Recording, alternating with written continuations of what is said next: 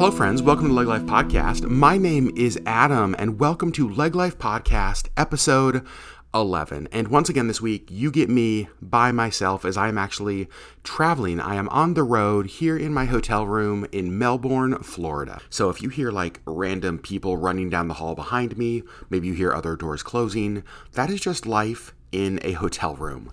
Now, as I was thinking about what episode I could record by myself, I actually saw a comment that one of you had left on our Apple Podcast review. Now, this person gave us a 5-star review on Apple. Thank you very much. But I appreciated their comment because they said that they wished we would have a redo of our episode about making friends as adults. They said that they thought that that episode was more focused on maintaining friendships rather than making friendships. And so I thought back to what we said in that episode, what we talked about and recorded, and I thought, you know what? I actually think that they're right. I'm not sure we touched on enough. What do you do to make friends? And so this is kind of a bonus episode to that one. I'm just going to dive a little bit more into that. And I don't have a lot of other thoughts. I really have one kind of big idea and then some smaller ideas underneath that. And I'm going to relate this to fishing when it comes to making friends. Now, I'm not a big fisher person, even though I live in Alaska. It's not something I grew up doing. I went a couple times as a kid.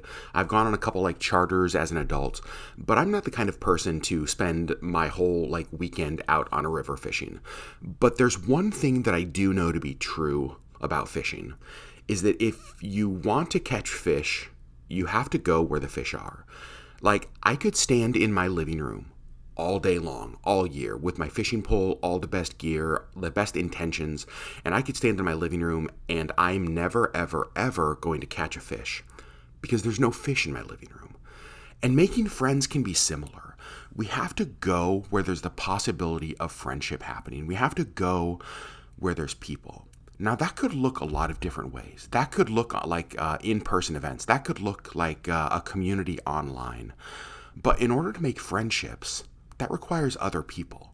And so we have to put ourselves in the place of interacting with and engaging with other people who potentially could become our friends. And sometimes, I know that seems like super simple, but sometimes that's the step that we don't do. We talk about this desire to be known, this desire to have friends, this desire to have connection with other people, but we don't take the step to actually interact with other people. And so that's kind of the foundation or the big idea for this is that just like fishing, if you want to catch fish, you have to go where the fish are. If you want to make friends, you have to go where the people are. You have to go where there's people that you could connect with, engage with, and potentially become friends with. Now, I have some ideas on what that looks like, and I'm going to start with in person. And one of my biggest recommendations I could possibly give is to find something that you are passionate about, an area of passion for you. And maybe it's a cause. Maybe you are a big animal person. You love your pets, you love your animals. What if you volunteered at an animal shelter or at some sort of an animal-focused nonprofit? Because here's what I know is that you're going to spend your time surrounded by other people who you at the very least know you have one area of commonality with. You know you're there because you all love animals.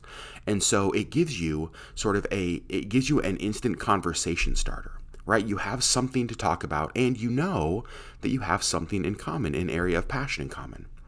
Maybe your faith is a big deal to you. And so maybe you want to volunteer at your church or in a faith-based nonprofit or something like that. What is an area of passion for you? What's an area that you really, really care about? And what would it look like for you to volunteer or serve or be involved in that kind of an organization or in that kind of an area where you're surrounded by others who share that interest with you? To me, that's such a good first step. I think sometimes we make making friends a little bit harder than it needs to be. Just simply put yourself in an environment where friendship could happen. Put yourself in an environment where there could be other like-minded or like-passioned people. Now, you can also find those areas of commonality in online communities. It doesn't have to be an in-person community. Are there groups or communities online that you can start to engage with, again, where there's other people who may have that similar interest as you? Again, fish where there's fish, right? If you want to catch a fish, you go where the fish are. If you want to make friends, you go where the people are who you would want to be friends with. And the next thing I'd say is don't overlook the people who may already be in your life. Now, these may be old friends. Maybe there's friends from your past that you sort of drifted apart from. Possibly reach out to them. What if there could be the opportunity to reconnect and rekindle an old friendship, make something new out of that? But then also look at the people who, and Sherry and I have used this term before, who orbit around you. Because I think a lot of us have people who we would consider friends, but maybe not at a really deep level. They're more than acquaintances, but they're not quite like deep soul level friendships. And sometimes you can take those friendships to a deeper level simply by being more intentional with them. I'll give you one example from my own life, even this year. If you guys remember from, I think it was early 2021, one of my goals for this year was to be more intentional with a couple people. I said that I wanted to start an opportunity or a way to be intentional about pouring into the lives of some other YouTube creators. I wanted to just be intentional in their life.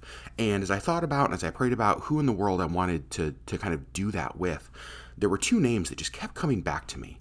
And these are guys that I would have considered friends already. Like, these were friends, but they were not guys that the friendships weren't as deep or as close as I would have liked for them to have been. And that's Justin Zachman from the YouTube channel RZroll and Bryson Rains from the YouTube channel For Love of the Mouse. These are both guys that I've known for years now. And again, consider them friends, great guys, but our friendship was not necessarily intentional, if that makes sense. And so what we're doing now is we're getting together like once a month on Zoom, just like connecting in a new way. And after just a couple connections with them, I already feel like we're better friends. And that gets me excited for where that will be 6 months from now, or where that will be a year from now. Now, these were guys that were already in my life. And so as I thought about, okay, who in the world, like when I think of friends in 2021 and what relationships do I want to go deeper, I didn't have to go find the new people. I just had to be more intentional about the people that God already had placed in my life. And those two guys are it. And so don't think that you have to always make something new. Don't think that it always has to be somebody that isn't already in your life. What if it's an old friend that you can reconnect with? What if it's somebody who is in your life that maybe just the intentionality hasn't been there to make that friendship as deep and as rich as it could be? Because that's kind of where I'm at right now. You know, Sherry and I have friends, and we talked about this in our last episode. We have friends that we have had in our life for years, like our whole marriage. And these are truly like deep soul level, lifelong friends. And then we have friends that we're still making kind of as we go. And those friends come from different places. Some of the friends we found through areas of common interest. We found through like church small groups. We found through YouTube. We found through like nonprofit work, right? We find friends in areas of passion and areas of interest that we are serving in. And it's kind of like we're running this race and we look alongside us and there's other people running with us. And we're like, hey, I think it's pretty cool that we're in the same race. We should hang out.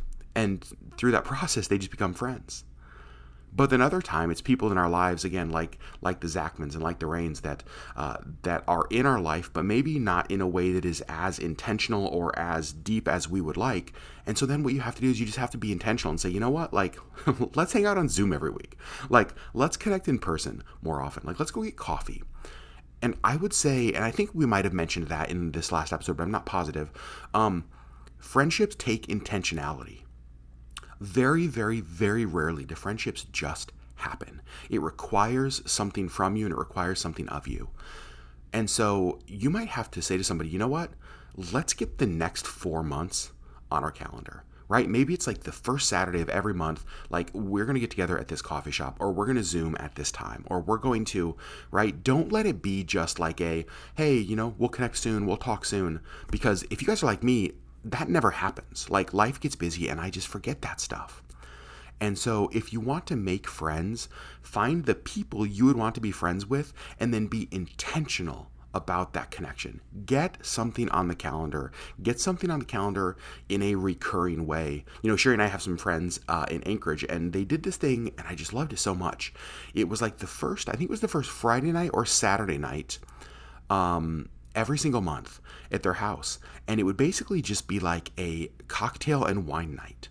And they invited all of their neighbors. They invited all of their friends. They invited kind of like everybody that they knew or would want to spend a Friday or Saturday night with in their house. And it was always an open invitation. And it was like, you know what? If you could show up, show up. If you couldn't make it, no big deal. And some nights there'd be just a couple people there. Sometimes there'd be a whole house full there. But they were intentional about making sure that the people in their life knew there was a place for them to connect. And so if Sherry and I wanted to be closer to them, and Sherry and I wanted to become like better friends with them, we had a very clear path to do that. They were accessible to us. And I think that that's another key thing. I think that sometimes we want people to be accessible to us, but we don't always want to make ourselves accessible to others. And so we have to do that in order to make friends. We have to take the step to be accessible to other people. Now, let's talk about one last thing. And this is a quote that I heard a while ago, and I just love it so much. And this is just sort of a relational pro tip, I would say. A lot of times, especially when we're hungry for friends or we're hungry for connection, I think one of the things that we can come across as is like this puppy where it's like, oh my gosh, I'm so glad you're in my life. I'm so happy I have a friend. This is so amazing. I can't wait to be with you. I'm just so happy all the time when we're together. That kind of thing, almost like a super needy in your face puppy. But the quote said, it's talking about when making friends, it says, be interested, don't be interesting. And I think a lot of times we try to make the first part of a relationship, or we try to make that first impression so good. It's like, oh my God, I want them to like me so much that I'm going to come across as the most interesting person in the world. And I want to impress them. And so I'm going to kind of give them my whole credentials off the bat. And that can be a lot. And you guys know me, I'm an extrovert, and even I admit that can be a lot. And I think that when you're getting to make friends and you're getting to know people, there's a real benefit to being interested, to ask questions, to get to know them. What are the things that they're passionate about? What are the areas that they care about? What are the causes that move them? What are that kind of stuff, right? The more you get to know somebody, the more of a connection you feel with them. Don't make the the friendship exploration part of your relationship all about you. Don't make it all about you being interesting. Instead, make sure that you are interested in the other person as well. Because remember, friendship is a two-way relationship, right? It is both them and it is both you. So don't make it solely about you. So you guys, I know this is a short podcast, but I think that that's kind of all that I have right now. The biggest thing, again, this is the big idea. If you want to catch fish, you have to go where the fish are. If you want to make friends, you have to go where the people are. And so go where the people are, whether that's online, whether that's in person. If you are a book lover, join a book club or spend time at a bookstore or at a library, or what reading groups do they have at your local bookstore or online, right? If you are a sports fan, go to, in Anchorage, there's this thing called the Seahawkers Club, and it's where all of us Midnight Sun Seahawkers get together and watch the Seahawk games in normal non-COVID times. I'll say that. Rather than sitting at home watching the Seahawks by myself, I can go to a place where there's 30, 40, 50 other people, and I can be around them, and I can get to know them, and I can have conversations with them.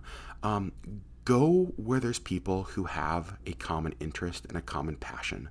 I think that is the most important thing. But then remember, it doesn't happen quickly. It sometimes doesn't happen easily. You may have to try several different things. You may have to just keep showing up. But one of the points that I remember Sherry and I made in our last episode about this topic is that it's worth it. Whatever it takes to get friendship, whatever it takes to gain relationship is worth it. You need that in your life. You were created for that. You were made to be known. You are worth being known. And so whatever awkward steps it takes, whatever awkward conversation it takes, whatever it takes to get that in your life, I encourage you to do it, because I promise you, once you get it, you will look back on it and you will say, you know what? That was awkward. It was messy, but it was worth it. So friends, there you go. That is my thought on how to make friends. I hope that did a better job than our first podcast about the actual process of making friends, not just maintaining relationships. Again, if you haven't heard the Maintaining Relationships episode, go check that one out. I appreciate the person on Apple who kind of pointed out maybe this area that we missed. I really agree with you. I think that we did miss that. So glad that I got to record this a little bonus episode for you guys. So now you know we end every podcast episode by answering two questions, or one of two questions, I should say. And those are, who is someone who's been inspiring to you lately? Or what is something that has been bringing you joy? So something that has been bringing me joy, you guys know that Sherry and I love travel. Like, travel is just life-giving to us. And I have so missed traveling. I've missed being on the road. I've missed, I know it sounds weird, but I've missed being on an airplane. I've missed walking out of an airplane into a new town. I've missed exploring new cities. And so as I've spent the last several days here in Melbourne, Florida, I have felt so alive. And it's almost like I'm reconnecting with this passion that I've missed so much. And it has been bringing me so much joy just to be in a new place, seeing new things for the very first time. It's one of my favorite things in life. And I know a lot of you guys connect with us on YouTube because you share that passion. You are also fellow travel lovers. And so I'm sure a lot of you can relate to that right now. But there is something about being back traveling again. Even though it's a work trip, I've still had a lot of downtime, which has been nice. And so for me, traveling has been bringing me joy. It's something that I've really, really missed. Obviously, I wish Sherry could be here with me. It's been fun though. I got to hang out with Auburn a whole ton on this trip, which was so cool. It's always, I don't mind exploring new places on my own, but again, this goes back to the friendship kind of theme of this. Things are better when you get to do them with people who are important to you. And so the fact that I've gotten to spend time on this trip with such a good friend has been awesome. It's one of the things. I'm also excited to bring Sherry here. I'm excited for Sherry to go to the Brevard Zoo. I'm excited for Sherry to go to a couple of the restaurants that I've been able to experience. And so for me, this trip has been absolutely filled with joy. So friends, we love you guys. Thanks so much for listening. If you want to connect with us, you can do that over on Instagram. You can do that on Facebook. You can do that on Patreon, of course. Thank you so much to our, I believe, 70 or 71 patrons who are supporting us over there now monthly, which is unbelievable. They're the ones who make all this kind of stuff possible. So friends, we love you. Thanks for listening to us here on the LeggLife podcast, and we will see you next week.